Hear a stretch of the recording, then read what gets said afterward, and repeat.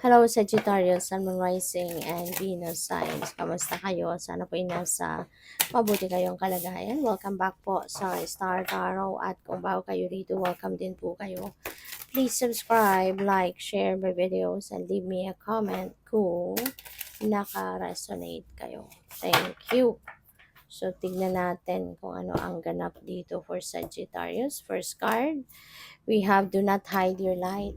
Ayan, huwag mong itago ang liwanag mo because maaari na maraming tao ang pwedeng umaasa sa'yo. Maraming tao din siguro ang nai-inspire sa'yo or may inspire mo by showing your light. 'Di ba? Kaya, Sagittarius, don't hide your light. Okay? This could be the time na kailangan mong ilabas yan. Ipakita mo yan sa mundo, to share what you've got, no, to serve as an inspiration for others, or maaari ngayon ito yung inyong mission, ito yung time wherein gagawin mo kung ano yung magagawa mo to help other people also find their own light, magkaroon din ng direksyon ang mga taong ito sa buhay nila. So we have when all seems ended. Ayan. So, parang ang iba sa inyo sa ngayon, ano?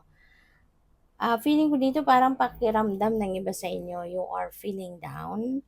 Parang, parang pakiramdam ninyo, this is it. No? This is the end of everything. Pero, hindi ganun eh, Sagittarius. Maari kasi ng iba sa inyo, baka nagkaroon ng failure. Nag-fail kayo on something na ginagawa ninyo.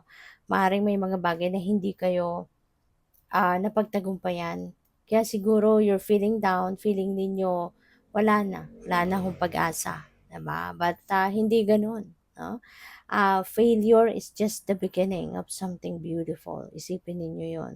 Kasi may mga bagay talaga na i-deny sa atin ng universe because it's not the best for us, 'di ba? Maaaring may hinahangad ka sa buhay mo na pinagsikapan mo't lahat, no, hinahangad mong mapagtagumpayan pero hindi mo napagtagumpayan. It's simply because hindi 'yun para sa hindi 'yun na makakabuti para sa pero bakit, 'di ba? Bakit, um, bakit mo 'yun nagawa? Bakit 'yun ang pinagtuunan mo ng pansin? Because lahat ng bagay ay may rason, lahat ng pangyayari ay may dahilan, may purpose. So, maaari 'no, na yung failure na 'yon in order for you to appreciate success, no, in the near future, kailangan talaga na dumaan ka sa ganung sitwasyon, 'di ba?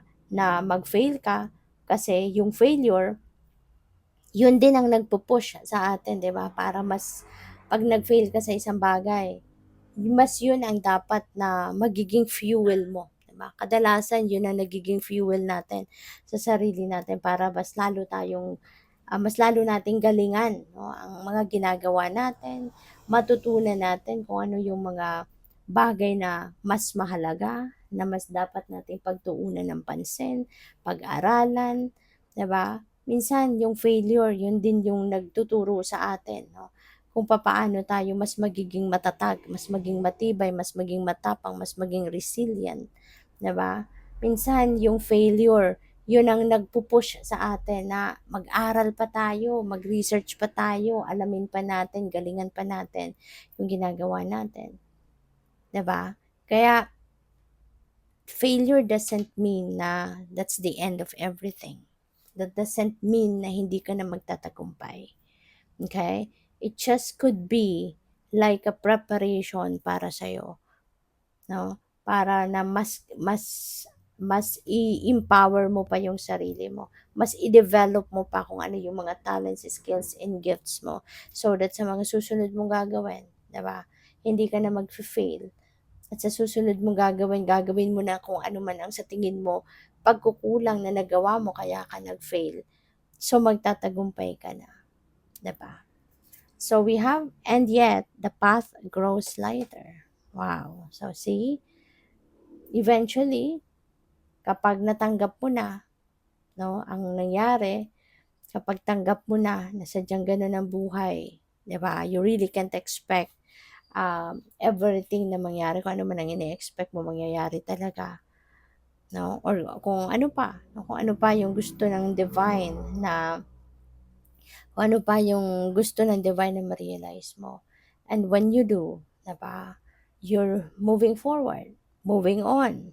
Kaya mas makikita mo na ngayon, mas magiging maliwanag na ang isip mo, mas magkakaroon ka na ng clear direction of where you're heading and what you are going to do next, or kung ano na, mababago na, pwedeng mabago na yung perspective mo, mas mabago na yung approach mo sa buhay, and everything will just go lighter para sa'yo. Diba? So, tignan natin kung ano pa ang ganap. And by the way, maraming salamat for subscribing. And if you haven't subscribed yet, subscribe na kayo. And also, maraming salamat din for not skipping the ads. Malaking bagay yan sa akin. And also, please click the join button sa baba ng video kung gusto ninyo na mag-join kayo sa membership. Okay? Salamat po. So, what else? We have protect your boundaries. Okay?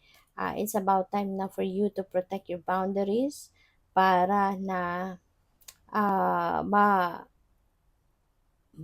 ang tawag dito, maprotektahan mo din ang relationship mo with that person. Kung sino man 'yan.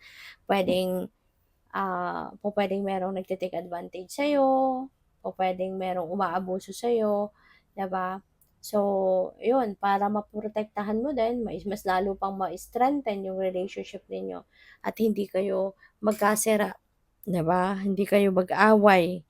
So, you need to protect your boundaries. You need to learn to um, put that boundaries in place para din malaman ng mga tao sa paligid mo yung limitations, no? Limitations between the two of you, 'di ba? At saka kapag may boundaries ka, ano din 'yun eh, nakaka-ano din, nagde-develop din 'yan ng respect, paggalang sa bawat isa, 'di ba? Sa limitasyon ng bawat isa. So, have patience, okay? Kailangan mo din na magpasensya. You also need to be patient about yourself or about other people, or be patient, no, sa pag-aantay doon sa kung ano man ang mga bagay na gusto mong ma-achieve sa buhay, 'di ba? Baka kasi meron kang goal. Kunyari, may goal. Matagal mo nang pinagdadasal, matagal mo nang pinagsisikapan, pero wala pa rin nangyayari. So, just be patient kasi hindi naman natin kontrolado ang lahat, 'di ba? Learn to wait and learn to be patient kasi when the time is right, no, it will just happen. Kailangan lang natin na matuto tayong mag-surrender sa divine kasi siya naman ang nakakaalam ng lahat. So, we'd rather surrender everything to Him. Okay? Kasi kapag ukol, yan ay talagang bubukol na din. So, what else? Invite peace. Okay? Para mawala na yung gulo sa isip mo, mawala na yung mind chatter mo, mawala na yung takot mo, 'di ba? Invite peace into yourself. Go deep within you, 'di ba? Kasi you will find peace deep within you. Hindi mo yan mahahanap sa kung kanino man or sa kung saan. At mahahanap mo yung kapayapaan sa puso mo. Okay? Kaya so, siguro kailangan mo din ngayon na magnilay-nilay, magmuni-muni, 'di ba? Listen to your soul, 'di ba? Mag-tune in ka sa soul mo, sa sarili mo, and you will definitely find peace. So, good luck. Thank you for watching Love and Light. Namaste.